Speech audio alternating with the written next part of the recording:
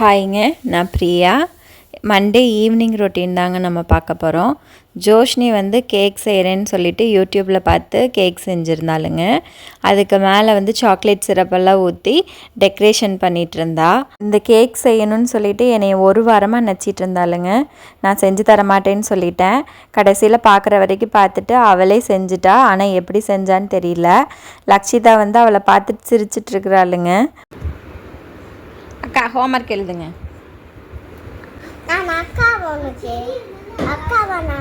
அக்கா எழுதுக்கா ப்ளீஸ். உங்கள் மிஸ்ஸுக்கு அனுப்புறதுக்கு தான் வீடியோ எடுத்துகிட்டு வச்சுட்ருக்கேன்.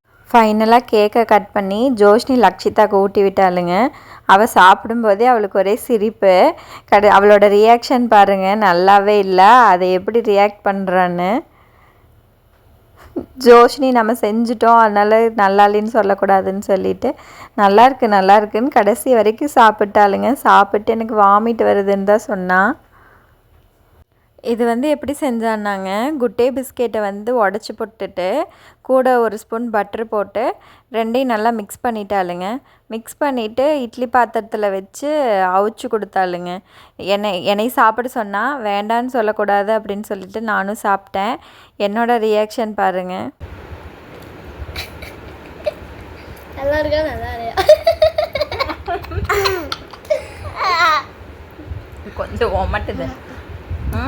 பனானா போட்டு இல்லை, பனானா போட்டால் என்ன நல்லா இருக்கு.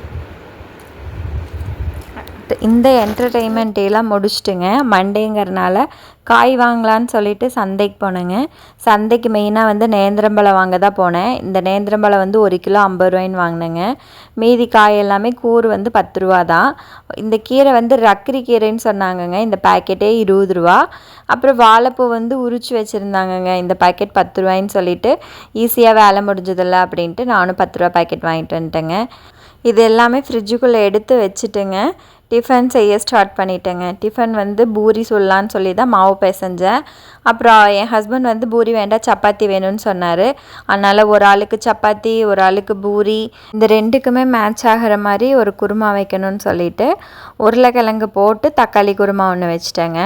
மேட்ச் ஆகும் தான், டேஸ்ட்டாகவும் இருக்கும். மீதி இருந்தால் காலையில் தோசைக்கே ஊற்றிக்கலாம் அப்படின்னு சொல்லிட்டு செஞ்சேங்க. ஆனால் மாவில்லை அப்படிங்கிறதுவே நான் மறந்துட்டேன்.